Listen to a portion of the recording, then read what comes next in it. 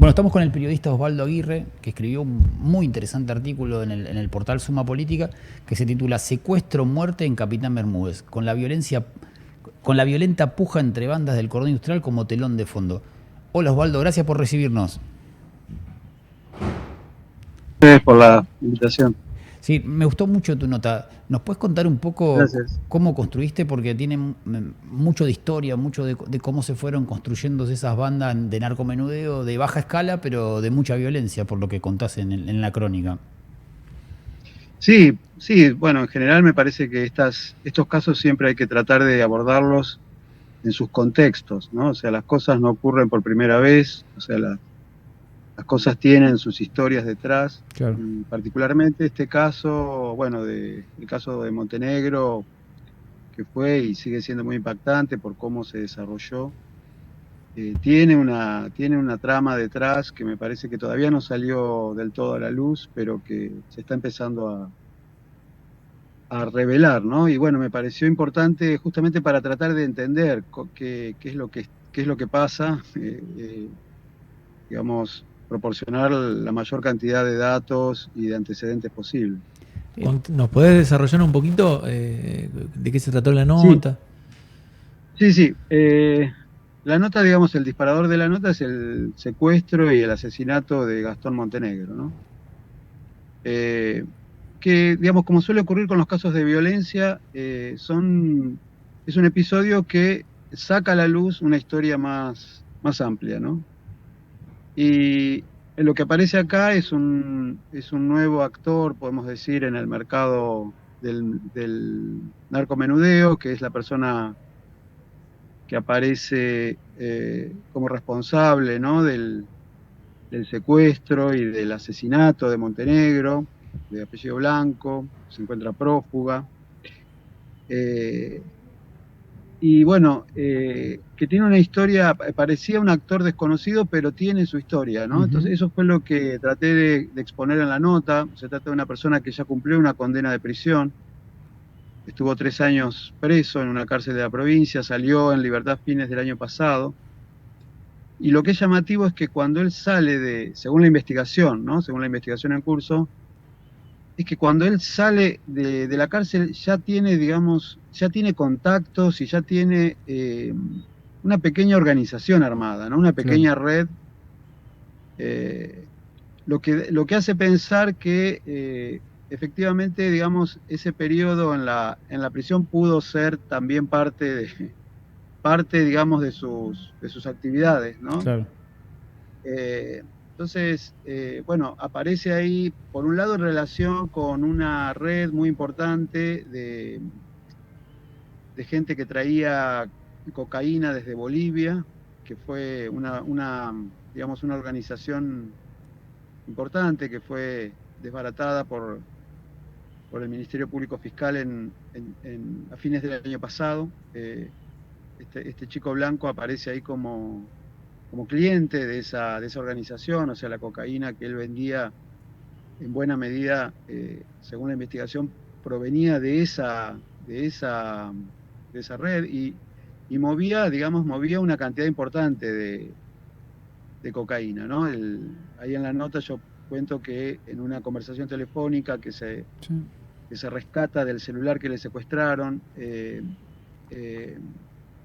surge la evidencia de que, por ejemplo, en menos de un día vendió 20 kilos de cocaína, ¿no? 20 kilos. Bueno, eso era Y, una charla que sí, teníamos sí, previo al inicio de la nota con un amigo. Me dice, no, no puede haber manejado estos montos de cocaína. Es decir, la primera impresión, cuando uno habla de esa cantidad de kilos, pensaba en marihuana. Por eso te lo claro. planteo descomunal la No, cantidad no, de... no, no, evidentemente él estaba muy activo y, bueno, una característica, otro elemento para tener en cuenta es que en el mercado de las drogas está muy atomizado, o sea, eso quiere decir que hay muchos vendedores, Claro. muchos pequeños vendedores. Y la lógica digamos, de la competencia en ese mercado está dada por la violencia, ¿no? Entonces, hay un hecho que para los investigadores o para una línea de la investigación es un antecedente claro de lo que pasó con Montenegro, que es que en marzo Blanco sufrió un atentado, o sea, lo fueron a matar a su casa, sobrevivió a una balacera. eh, entonces, y esa balacera es, digamos, un signo de la competencia, ¿no? O Claro. sea, así es como se disputa, así es como se disputa el negocio de la venta minorista de droga, ¿no? Osvaldo, a tu entender, la zona de Capitán Bermúdez y Granadero Baigorria, porque siempre fue muy próspero el negocio del narcotráfico y en mi opinión tiene que ver con la propia geografía, que es muy fácil de esconderse y la poca iluminación pública que tienen esos territorios, porque digo, Mm. si no pasaba lo de Montenegro, como que pasan desapercibidos. Son lugares donde no tiene la mirada pública tan atento como pasa en Rosario. Mucho más reflectores tiene la ciudad de San Lorenzo. Entonces, Granadero Baigorria y Capitán Bermúdez son medio como un ecosistema extraño para la opinión pública. ¿Lo ves así? Sí, sí, tal cual, y eso es lo que comentan, digamos, los investigadores, ¿no? O sea, que justamente falta una mirada más profunda sobre lo que pasa en el cordón en estos términos. eh, y justamente digamos, esa mirada más profunda tiene que pasar justamente por relacionar todo esto que aparece como Claro. elementos desvinculados o hechos que no tienen conexión, ¿no? ¿Y cómo aparece Eh, Montenegro según tu investigación en escena, en este hecho? ¿Bajo qué concepto bueno, aparece? ¿Cuál sería el móvil, el disparador de todo lo que sí, ocurre? bueno, claro, bueno, digamos, lo que se comentó en principio es que él tenía una deuda por drogas con Blanco y que ese era el móvil del secuestro y la desaparición. Pero es una hipótesis que aparentemente está medio desdibujada, ¿no? En primer lugar, Montenegro no tenía digamos, era conocido de Blanco. eh, a Blanco le secuestran un teléfono en diciembre, y ese teléfono fue muy rico para la investigación porque ahí salieron, digamos, muchos de sus contactos. En ese teléfono había una conversación con Montenegro que fue borrada, o sea, no se sabe qué hablaron, pero sí por lo menos eso indica que tenían una relación. Ahora bien, no vendía drogas Montenegro, o sea, no vendía para Blanco. O sea, Ujú. la hipótesis de la deuda está medio perdida, digamos, en ese marco. Entonces, digamos, la otra línea de la investigación es que hubo una equivocación por parte de Blanco o una sospecha de que Montenegro estuvo detrás de la balacera, de ese intento de homicidio que él sufrió en marzo. Que Ok. Montenegro concretamente, pensó Blanco, fue el que entregó su domicilio para ese atentado. En tu experiencia como cronista, eh, a mí me llama mucho la atención que una persona como Blanco tenga la capacidad logística de poder mantenerse prófugo todo este tiempo, teniendo por detrás la PCA buscándolo, el Ministerio Público de la Acusación de Sí, Santa Fe, la policía, digo, no es una logística fácil para alguien con tanta visibilidad pública. es cierto. Y además es muy costoso mantenerse prófugo. O sea, para mantenerse prófugo hay que tener medios. eh, y en general estamos hablando, digamos, de personas que tienen medios limitados, o Sí, sea, es muy es muy rudimentario probable que Blanco, cuando ves los allanamientos claro, viven en zonas muy rudimentarias, digamos, no parece cosa sí, sofisticada, sí, digamos. sí, no, y es probable que Blanco no esté muy lejos Claro. de la zona. Eh, es, Bueno, ¿no? Todavía no se sabe dónde está. yo hacía relación en una crónica también con lo que había pasado con Brenda Giles, una chica que la habían chocado de atrás en San Lorenzo en pleno Mm, proceso electoral y le dispara en la cara de una manera muy irracional, muy rara, no parecía un robo. Ese chico de 17 años pudo estar prófugo durante 60 días. Cayó y mm, todos lo graficaban como una persona en situación de calle, que logró mantenerse por fuera del radar de la policía y del Ministerio Público durante 60 días. Por supuesto fue detenido, tiene un abreviado de 16 años y nunca habló de quién estaba detrás de él, cuál había sido el móvil, quién lo refugió. Digo, hay como también una omertad entre los que circulan ese ambiente, digamos, porque nunca se termina sí, yendo para arriba, ¿no?